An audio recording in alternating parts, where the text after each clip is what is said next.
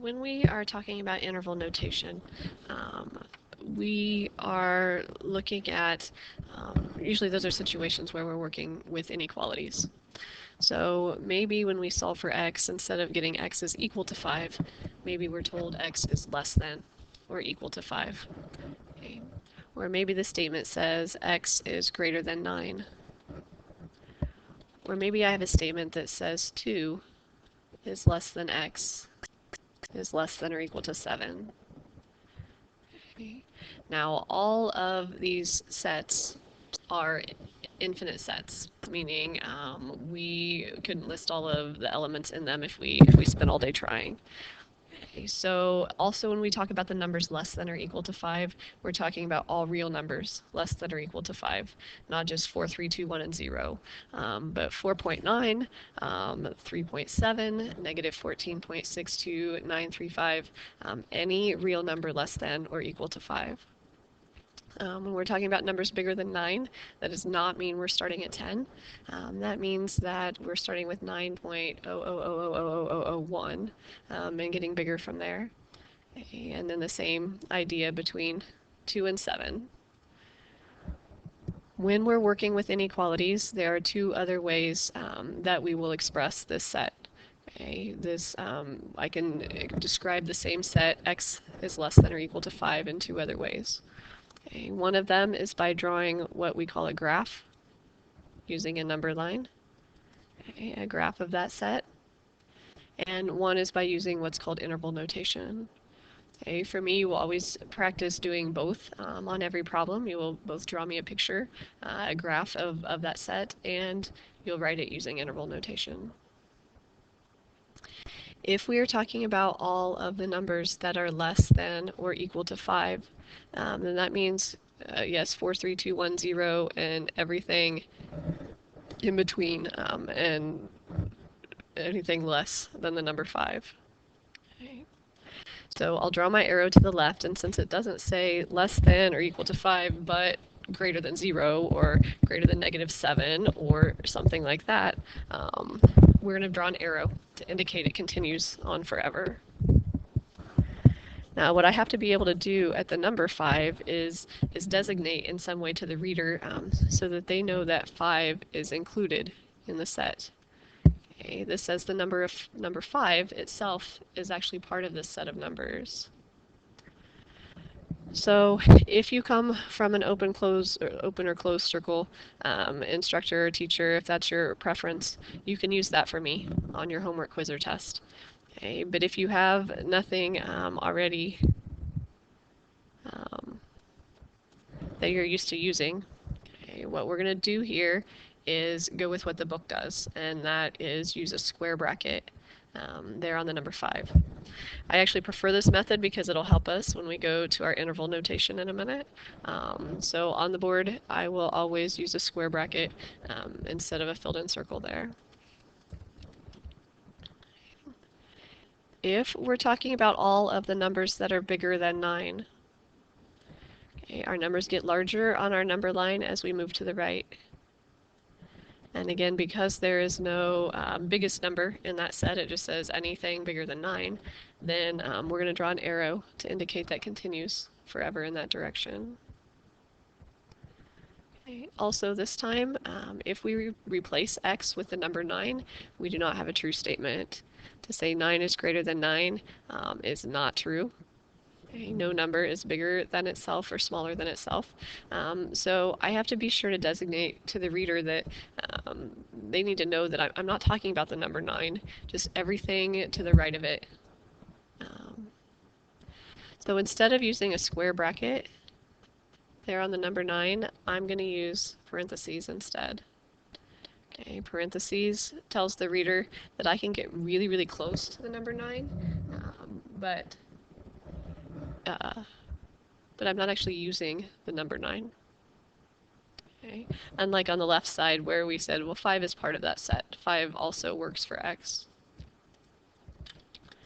Parentheses mean we can get as close as we need to that number, but not actually step on that number and use it in our set. And a square bracket means that number is included. So as we hop over here On the far right, it says we're talking about the numbers that are bigger than 2 and at the same time less than or equal to 7. So we'll draw our line in between those two numbers. Because the number 2 is not included in the set, it just says less than here instead of less than or equal to. I put parentheses on the number 2. Okay, at the number 7, 7 is included. It said I can be less than or equal to 7. And so at the number 7, I'm going to put a square bracket instead. When you're asked to graph an inequality, this is what your graph should look like. This is what it means. We're going to put parentheses or square brackets at one of the values, an arrow continuing forever if there's no biggest or smallest element in that set, or maybe it's sandwiched between two numbers like the 2 and 7 here. When we start talking about interval notation is a pair of numbers always. And I always like to start with my graph first because I'm a visual person, and if I can see what I'm working with, it's easier for me to get the interval notation written down correctly. When we're looking at a graph, when we're writing interval notation, the pair of numbers, it's always the smaller number, comma, the larger number in your set. So 1, 12 would be acceptable interval notation, but 12, 1 is not okay. So when I'm looking at a picture, what I do is I look at my graph and I look for the farthest left that my graph goes. The farthest left that my graph goes. And I'm going to do interval notation actually from right to left here on my on my 3 examples.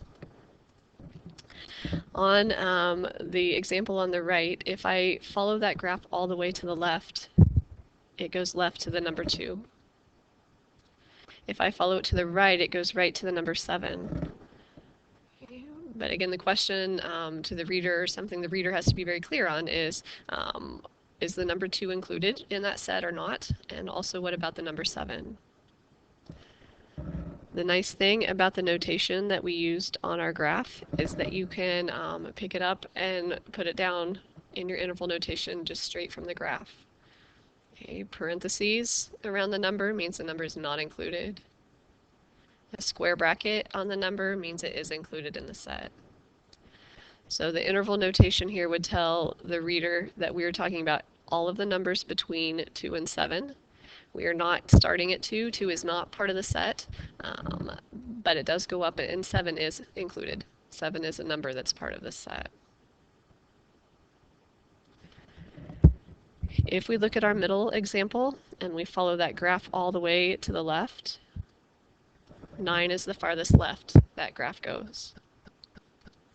And when I say 9 is the farthest left, we don't actually step on the number 9. So we tell the reader that we're not standing on 9, we're starting just to the right of 9 by using parentheses. If there's an arrow to the right, if we're looking at our right end and it just continues on and it doesn't stop, the symbol that we use to indicate that is called infinity. The infinity symbol is like a figure 8 tipped over on its side. Now infinity is not a number like 9 or 2 or 7, okay? So I can't stand there. Infinity is a concept, it's an idea that means it just continues on.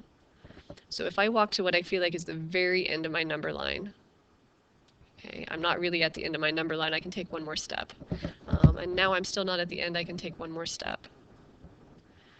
So because infinity is not a place I can stop and stand, anytime you use infinity in your interval notation, you put parentheses with it, no matter what the symbol was or is in your problem. If your graph continues to the left forever, that will also involve infinity, but to the left forever is what we call negative infinity. Our negative numbers go to the left, our positive numbers go to the right. Again, infinity always has parentheses with it. So I will say the left end of my graph is negative infinity, which is not really a place, but it just means it keeps going. The right end of my graph is positive 5. And because positive 5 was included with the equal to bar up here, and it was with a square bracket there. I'm going to put a square bracket in mine. So this, when I or the author say use interval notation, this is what we're after. The author will also write some things in set builder notation, but you don't have to worry about that for me. You might need to understand how to interpret it if you're reading in the exercises, but really set builder notation is just a more formal way of writing these top lines here. Okay. And it's not something I'm going to require that you do. Okay, what is required from me is that from a statement like x is less than or equal to 5, that you can graph that statement and that you can use interval notation to write it. Let me know if you have questions.